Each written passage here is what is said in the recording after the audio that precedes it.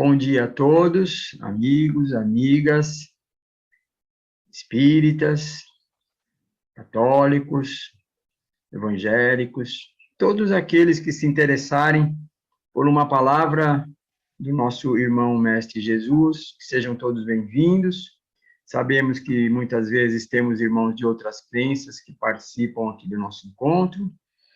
Meu nome é Edson Reinaldo Grilo, hoje estarei aqui com vocês, falando um pouquinho sobre as lições do nosso Mestre Jesus, e o tema que vamos reflexionar um pouquinho nesta manhã é do capítulo do Evangelho, no capítulo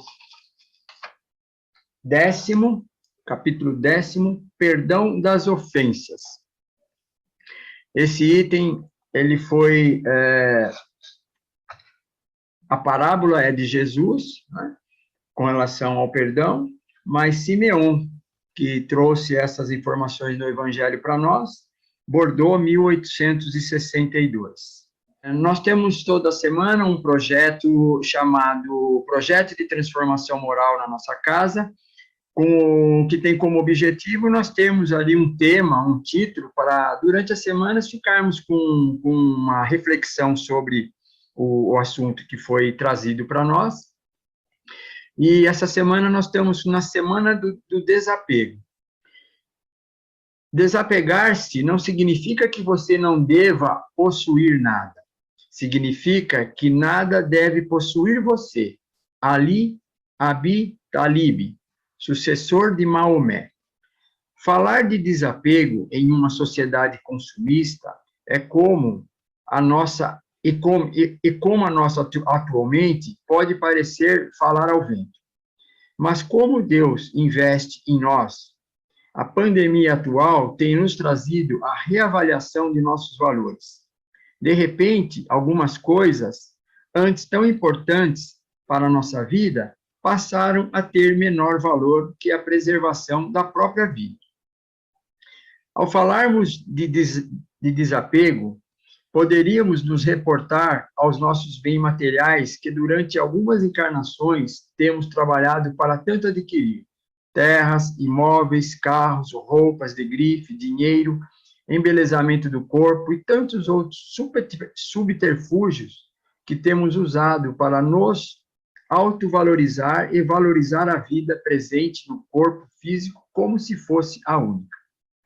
A pandemia tem nos ensinado que existem bens materiais valiosos. A pandemia tem nos ensinado que existem bens mais valorosos que os materiais. Todos nós, a esta altura da pandemia, já nos despedimos de alguém que nos era querido e que o coronavírus levou para outro plano. Estamos aprendendo que o mais doloroso desapego é dos seres que nos são queridos.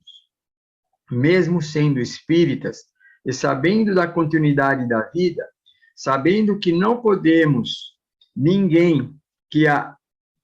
mesmo sendo espíritas e sabendo da continuidade da vida, sabendo que não perdemos ninguém, que as separações são temporárias, ainda assim nos é doloroso desapegarmos daqueles que amamos. O desapego exige coragem e confiança. Isso significa uma fé inabalável na justiça divina, a certeza de que ela responderá amorosamente à sua entrega, trazendo-lhe oportunidade de ser feliz pelo simples fato de você ter finalmente aprendido a deixar ir. Desapegar-se é renovar votos de esperança de si mesmo. É dar-se uma nova oportunidade de construir uma nova história melhor. Fernando Pessoa.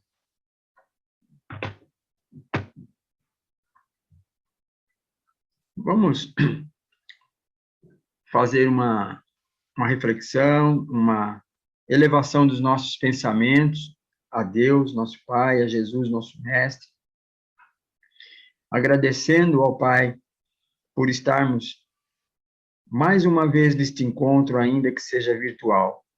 Como lemos no projeto, muitos estão partindo para o plano espiritual e nós ainda continuamos aqui com essa bela oportunidade que Deus nos deu para ainda continuarmos com aquilo que ainda não foi concluído em nossas existências. Aqueles que já partiram, Deus está acolhendo, Deus está recebendo, Deus está amparando no seu amor infinito. Nós que ficamos, também somos amados pelo Pai, amparados pelo nosso Pai, acolhidos pelo nosso Mestre Jesus. Então, procuremos, dentro de toda a situação que vivemos, darmos o melhor de nós em benefício nosso, da sociedade e de todos aqueles que nos rodeiam. Que assim seja. Nós vamos, como nós mencionamos já no início, falar um pouquinho sobre o perdão das ofensas. Numa das parábolas do nosso Mestre Jesus, Pedro aproximou-se do Mestre e perguntou: Senhor, quantas vezes deverei perdoar o meu irmão quando ele pecar contra mim? Até 7 vezes? E o Mestre disse: eu digo a você, não 7, mas até 70 vezes 7. Já nesse momento em que o Mestre Jesus nos trouxe esta lição, ele que durante toda a sua passagem aqui pelo nosso planeta, trabalhou incansavelmente, sempre com o perdão a todos, sem exceção, ricos, pobres, miseráveis, a todos aqueles que o cercavam naquele momento da sua vida. Então, se nós pensarmos um pouquinho sobre essa questão que Jesus deixou, nós podemos refletir já de início que o Mestre estava querendo dizer o seguinte: não 7 vezes, mas 70 vezes 7 vezes. O Mestre, já conhecedor de todas as nossas dificuldades que enfrentaríamos pela frente, de todas as nossas questões que viríamos, em razão da nossa ainda ignorância do ponto de vista da vida espiritual, ele já sabia do nosso grande trajeto que teríamos que seguir, ele já deixou essa lição para nós, porque ele já tinha conhecimento que nós iríamos nos defrontar durante a vida com situações diversas, em muitas encarnações ainda, onde nós estaríamos inseridos dentro de um contexto de vida, onde estaríamos sendo cobrados, questionados, humilhados, ofendidos, magoados, né? E também estaríamos fazendo a mesma coisa com relação ao nosso próximo, porque nós ainda não estávamos, não nos encontrávamos numa condição de entender completamente aquilo que o Mestre nos deixou. Então, conhecedor de tudo isso, ele já nos deixou essa lição. Hoje, muito provavelmente, muitos de nós já conseguimos entender melhor isso e já estamos buscando trabalhar um pouco mais com essa consciência do perdão. Então, pensando um pouquinho na questão se nós pegarmos, né, os pronomes pessoais, o eu, tu, ele, nós, vós, eles, né, o dia em que nós estivermos, todos nós integrados dentro dessa conjugação, com certeza nós estaremos vivendo bem melhor, muito melhor, porque eu vou perdoar o outro vai me perdoar, né, nós nos perdoaremos, eles perdoarão, e assim nós estaremos inseridos dentro de um universo onde o perdão vai estar reinando muito mais, e as nossas vidas vão ser muito mais fáceis. Então, a questão do perdão, ela é fundamental nas nossas vidas, fundamental. Ela tem um sentido até de profilaxia. Ela tem um sentido de ser um antídoto para os nossos sofrimentos do futuro. Nós poderíamos refletir pelo perdão de um ponto de vista, por exemplo, visualizando no perdão na família. Se nós estamos inseridos dentro de uma família, aí pai, mãe, irmãos, Se dentro de um contexto desse tiver ali um irmão contra o pai, ou um irmão contra outro irmão, ou um irmão contra uma mãe, né? Uma situação dessa natureza, o quanto isso não é prejudicial para o crescimento da família. Muitos de nós já presenciamos, né, relacionamentos dessas naturezas que chegam até nós, de irmãos que não se dão com irmãos, pais que não se dão com irmão, com pai, que o filho que não se dá com o pai. E se nós pensarmos dentro desse contexto do perdão, o quanto isso traria alívio, traria mais tranquilidade, mais paz. Imaginemos o quanto uma mãe não sofre, né, vendo que dentro daquele lar dela tem uma animosidade dessa natureza. É muito dolorido isso para uma mãe ou para um pai, vendo esses relacionamentos conflituosos dentro de uma família, às vezes por questões banais, bobagens. E como nós vimos no projeto de transformação moral, muitas vezes é por causa de bens materiais. A maioria praticamente são coisas materiais. Porque se nós elevamos os pensamentos um pouco mais além daqui do nosso planeta Terra, com certeza nós vamos valorizar menos as coisas materiais e vamos valorizar mais a afetividade, o carinho, o respeito. Então fica muito complicado com relação a essa questão e a importância do perdão. O quanto nós podemos facilitar a nossa vida, o quanto nós podemos ser mais felizes, andarmos mais leves na nossa existência perdoando. Então, nós estamos falando de um contexto familiar que é repleto de situações dessa natureza. Nós vemos situações dessa natureza a todos os momentos, e às vezes alguns de uma gravidade extrema. Aí podemos também refletir sobre o perdão na questão do trabalho. Você imagine nós trabalhando num ambiente onde nós temos lá algum tipo de animosidade com alguém, porque ouvimos alguma coisa, ou foi nos trazido alguma coisa, ou entendemos, achamos que o outro falou alguma coisa e nos sentimos melindrados, magoados. Né? O quanto isso não atrapalha o nosso relacionamento num grupo, o quanto isso não pode nos prejudicar profissionalmente. Então, quando Jesus traz para nós o perdão, para que nós fôssemos inserindo isso em todos os contextos da nossa vida, né?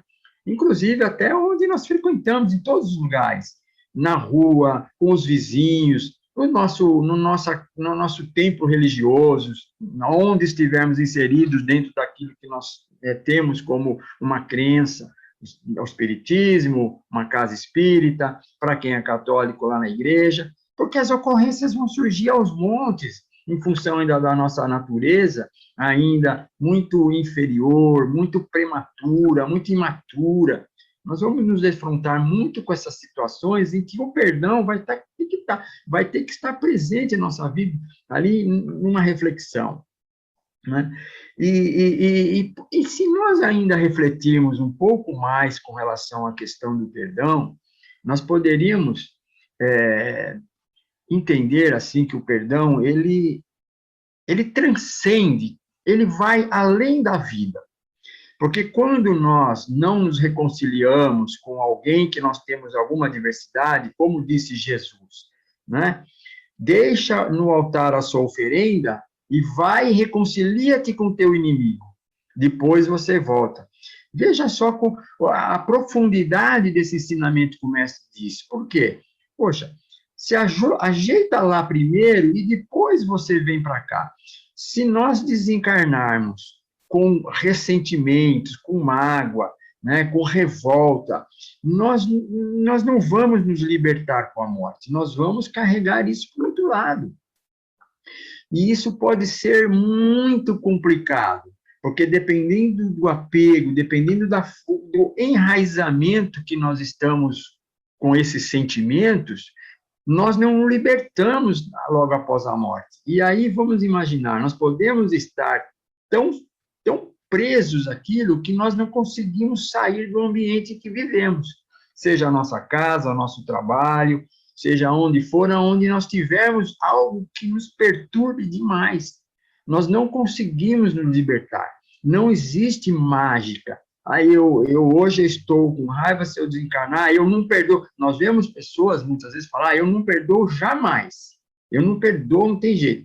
Às vezes, nós, espíritas, né, que já conseguimos enxergar um pouquinho diferente, nós já pensamos, puxa, isso é muito complicado, porque isso não vai acabar com a morte, né? Como se diz, né? Morto o cão, não acaba a raiva, né? Um dito popular que existe, né? Ou seja, não acaba com a raiva da pessoa, a pessoa leva.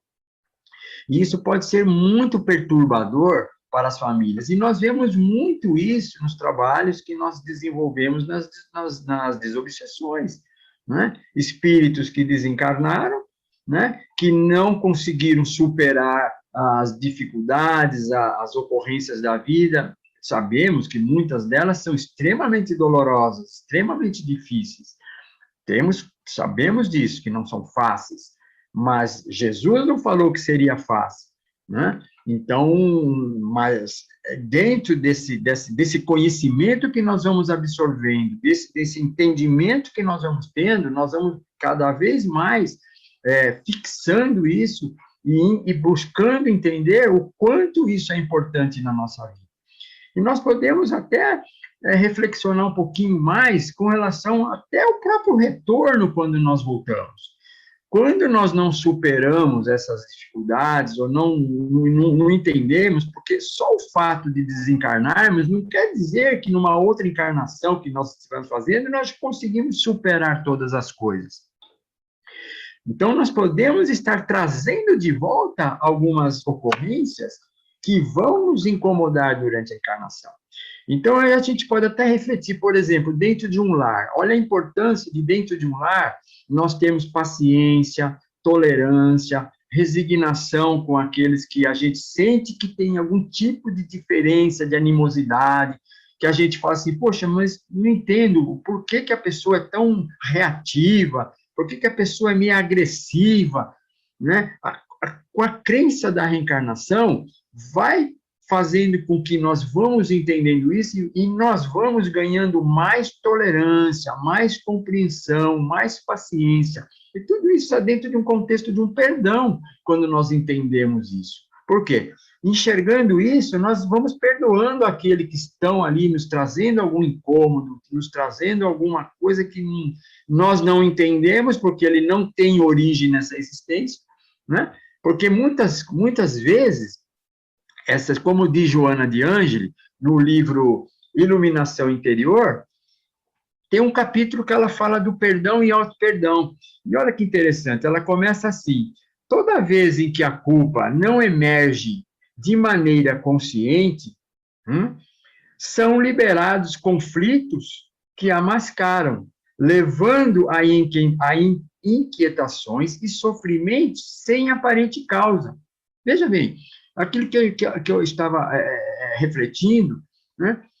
Quando nós não temos essa consciência, isso não está de uma maneira consciente, ele vem de formas com que nos incomodam. Aí ela continua assim: todas as criaturas cometem erros de maior ou menor gravidade, alguns dos quais são arquivados no inconsciente, antes mesmo de passarem por uma análise de profundidade em torno dos males produzidos, seja de referência à própria pessoa ou outra. Cedo ou tarde, ressumam de maneira inquietadora, produzindo mal-estar, inquietação, insatisfação pessoal, em caminho de transtorno de conduta. Então, veja, às vezes essas questões que nós temos, né, esses arquivos que nós temos mental, eles podem aflorar para nós dessa forma, desse desequilíbrio, essas inquietações, essas insatisfações. Então, muitas vezes nós estamos insatisfeitos com nós mesmos, em função desse passado que nós temos, né? E nós trazemos isso de angústias, aflições, e aqueles que nos cercam estão ali. Então, qual é a importância disso? Do auto-perdão. Então, a doutrina espírita, ela vem nos trazer muito claro que nós também temos que ter o auto-perdão conosco, né? Mas não é aquele auto-perdão, aquele perdão do coitado, não. Eu me equivoquei, hoje eu falei uma coisa que não deveria ter falado dessa forma, ou não deveria ter agido. Assume, se der para falar, vai lá, olha, eu acho que não foi a forma com que eu deveria ter procedido, me perdoa. É um é um alívio tremendo isso, né? É um grande alívio para nós fazermos essa libertação. E quando nós não temos essa consciência, como tu falou, ficou arquivado, isso ele aparece, ele emerge de alguma forma, com certeza é algo que nos incomoda. É uma autocobrança, talvez, que nós temos, uma insatisfação com o nosso passado, que emerge dessa natureza. Por isso que nós temos que fazer o quê? Toda vez que nós nos defrontamos com algum tipo de desconforto, alguma irritação, que aparece assim, emerge assim praticamente do nada, ou alguma situação que brotou assim, e que não seja aquela situação, aquela ocorrência normal do bem-estar, né, da paz, da serenidade, que vem alguma coisa que emerge, algo contrário ao bem, que não foi causado por nada, simplesmente apareceu, é algo nosso. Então, nós temos que entrar com o quê? Com auto-perdão. Se eu fiz algo lá no passado, que hoje a misericórdia divina me propiciou a reencarnação para que eu não lembrasse mais disso, porque eu não suportaria mais. Veja, se nós não temos dificuldades, né, de enfrentar, às vezes, esses incômodos que nós não sabemos a origem, imaginemos nós continuarmos vivendo no campo totalmente do consciente daquelas coisas que nós fizemos e que nós percebemos que não eram boas terem feito. Então, Deus, sabendo de que nós precisamos de tempo, precisamos de amadurecimento, precisamos de experiência nova, precisamos de renovação, precisamos de reconstrução, ele nos dá a reencarnação. E toda vez que nós estivermos diante de situações dessa natureza, vamos pensar no auto-perdão.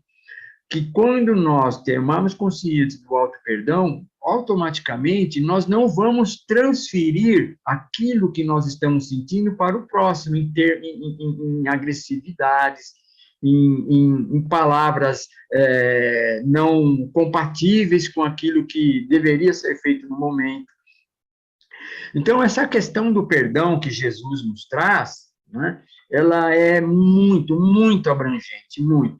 Dá para estudar isso de formas muito mais abrangentes dessa que nós estamos fazendo aqui, com uma grandiosidade muito grande. Mas, assim, o que nós temos que fazer? Realmente é isso, perdoar o próximo. Nós não sabemos o que o próximo fez, o que o próximo precisa, quais as necessidades do nosso próximo, é ir inserindo isso no nosso cotidiano, no nosso dia, na nossa vida.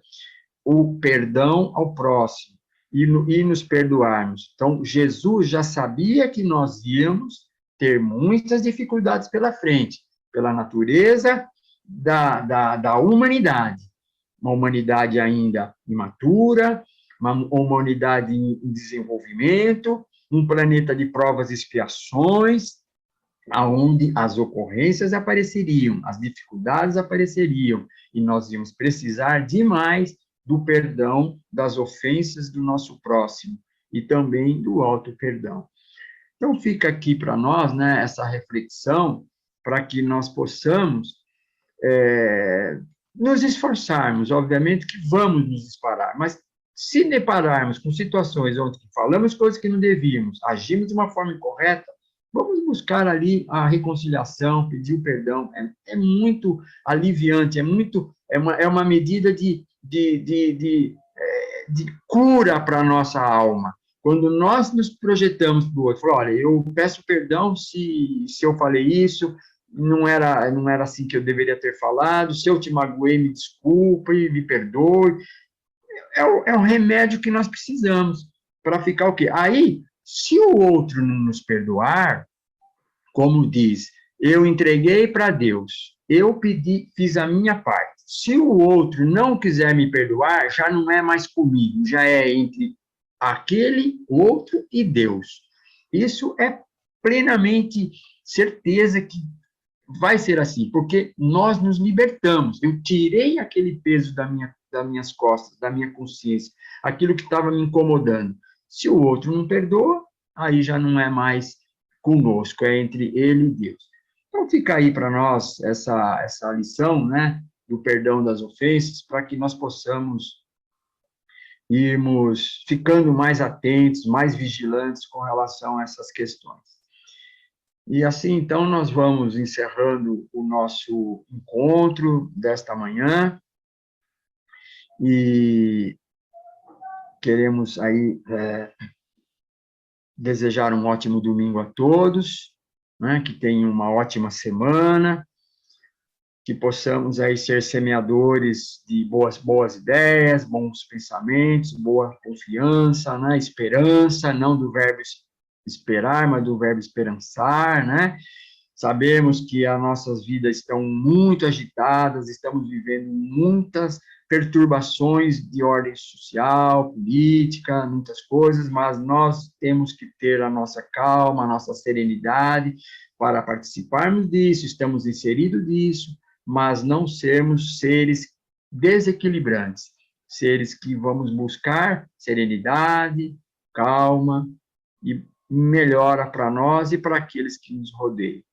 Assim, então, vamos fazer uma prece de encerramento, agradecendo a Deus, o nosso Pai, Criador de tudo, que está no comando de tudo isso.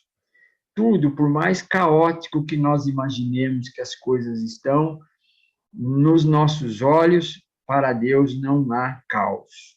Para Deus está tudo perfeito, tudo do jeito que teria que ser. E também vamos confiar no nosso Mestre Jesus, buscarmos sempre conexão com Ele. A todos os momentos, nós vamos estar nos defrontando com situações de diversas naturezas. Vamos lembrar do Mestre, vamos buscar sempre o amparo do nosso Mestre Jesus. Ele vai nos direcionar, amigos, irmãos, trabalhadores no bem, trabalhadores na seara do Mestre, para nos auxiliar. Nosso anjo da guarda, espíritos que nos são simpáticos, enfim, sempre a ajuda jamais deixará de existir. Então, assim, encerramos o nosso encontro desta manhã. Mais uma vez, que Deus e o nosso Mestre Jesus nos abençoe a todos.